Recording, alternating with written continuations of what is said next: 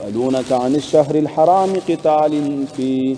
دا آیت کریمه دا غي مخکې شان نزول سره متعلق دی چې صحابه او هغه سریه تللی وه او په اشهر الحرم کې هغه جنگ شوی و او په هغې کې کافر قتل شوی و او د هغې طرف نه به اعتراضات راغلي وو.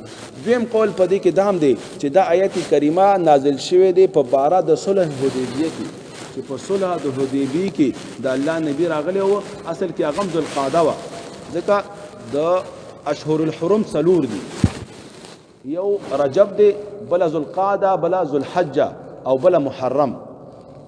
د الله نبی چې کله عمرې ته راته په موقع د صلح حدیبی هغه ذوالقعده وه او چې کله بیا د الله نبی مشرکانو منع کړ بے عثمان رضی الله تعالی عنہ اولیګه مکی ته چې د کفارو مشرکینو سره خبرو کې چې مونږ جنگ ته نیو راغلي، مونږ صرف عمره کوو واپس ځو.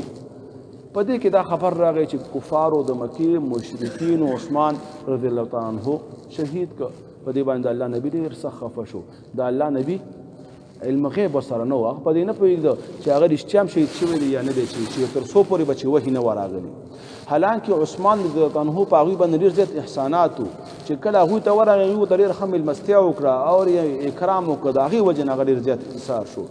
دلته مؤمنانو بیعت وکړه په جهاد او قتال باندې چې کله بیعت وکړه چې موږ به خامخا جنګ کوو، دې ځینې به نه ځو، موږ به انتقام د عثمان رضی الله تعالی عنه اخلو. نو مشرکانو طرف نه دا اعتراض راغی چې دا څنګه نبی دی، دا څنګه ځان ته متبع د ابراهیم علیه السلام وای، دا د اشهر الحرم قدر هم نه کوي، عظمت هم نه کوي، د هغې مرتبه نه پیژني، دا خو ښه خبره نه ده. نو رب العالمین دغه آیات کریمه رانازل کړه او صحابه کرامو تپوس وکړه د الله د نبي نه. یسألونک تپوس کیستانه عن الشهر الحرام په باره د میاشتو د حرمت کې، قتال فی چې جنگ کول په دې کې څنګه دي. قتال دا بدل الاجتمال دی د اشهر حرم نه چې په دغه میاشتو کې جنگ کول څنګه دي. قل ورته ووایه قتال جنگ کول فيه په دې کې کبیر لویه ګناه ده. دلته دام ویلی شو چې د قتال په زی ضمیر راجع کړی هوا ځکه مخکې قتال ذکر دی، لیکن دلته قتال نکره راوړه. مفسرین فرمایي چې یو خاص قتال په هغې کې ناروا ده او لویه ګناه ده او خاص قتال هغه دوه قسمه دی.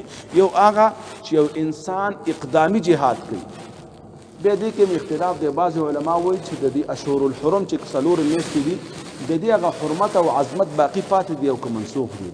بعض علما وایي چې اوس منسوخ دی، لیکن امام ابن کثیر قول د امام مجاهد نقل کړی دی چې نه د دې هغه حرمت اوس هم برقرار پاتې دی. نو قتال نه مراد هغه جنگ اقدامي نه دی، جنگ اقدامي پکې ناروا دی. او چې کوم جنگ دفاعي بل تا باندې حمله وکړي نو د خپل ځان دفاع کولی شي، په هغې کې که هغه مړ شو دا میاشتې هېڅ خبره پکې نشته. او دویم هغه قتال پکې لویه ګناه ده چې یو سړي ته ښه پته وي چې دا میاشتې د حرمت دي او د هغې د عظمت خیل ونه ساتي. او صحابي چې کوم دغه سریې کې تللی و هغه خطا شوی و، هغه اجتهادي خطا وه چې دا به د جماد الثاني اخري ورځ وي، حالانکه هغه د 29 ورځو وه او بله میاشت چې کوم رجب ته هغه داخله شوې وه. هغه صحابي یقینا د دغې میاشتې د حرمت دغه نه دی کړی، خلاف نه دی کړی. او بل دا علما کرام فرمایي چې دلته دوی دفاع کړې وه، اقدام یې نه و کړی، اقدام هغوی کړی و. لیکن رب العالمین د دوی د دې خبرې او د دوی د اشکال څو علتونه بیانوي او هغې سره د هغې رد کوي. وصد عن سبیل الله او بندول خلق د لارې د الله نه. یو طرف ته قتال کول دی په دې میاشت کې، بل طرف ته مؤمنان بندول دي د مسجد حرام نه چې صلح حدیبیې سره ولګي. ګوره تاسو د الله نبی او 1400 صحابه د عبادت د مسجد حرام نه منع کړل، د عمرې نه منع کړل. دې تاسو نه ګورئ دا څومره عظیم جرم تاسو وکړه. وکفر به او کفر کول په الله باندې، کفر کول په رسول الله باندې، کفر کول په نبی باندې، دا عظیم جرم دی.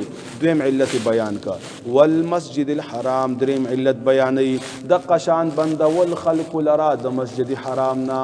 په مکې کې بچي د الله نبی و قبل الهجرت دوی ډېر تکلیفونه ور رسولي دي، مونځ ته به یې نه پرېښودو او چې کله په مونځ ودرېدو نو کله به یې پرې پرېوانونه او کله به یې پرې څښا لرې ور اچول او د الله نبي به ته به اذیت ور رساوه. نو دا تاسو خپل ګناهونو ته نه ګورئ، زموږ د شیخ صاحب خبره وي په دې ځای کې غلبیل راوچت شو او کوزې ته و چې تا کې دوه سوري دي هلکه خپلو سورو ته د خیل نه دی دا تا کې څومره خطایانې دي چې خل بندې د لارې د الله نه د ایمان نه د قرآن نه او کفر کې په الله او د هغه په نبي باندې او د مسجد حرام نه خلق باندې و اخراج اهله منه او د قشان ویستل د اهل د دغه مسجد حرام منه د دینا د الله نبی اخو د دې اهلو اخو د ابراهیم علیه السلام دعا وا ربنا وبعث فيهم رسولا چې رب العالمین را لېږلی لیکن ظالمانو تاسو هغه پاکه هستی هغه نفیسه هستی په هجرت باندې مجبوره کړه او لاړو مدینې ته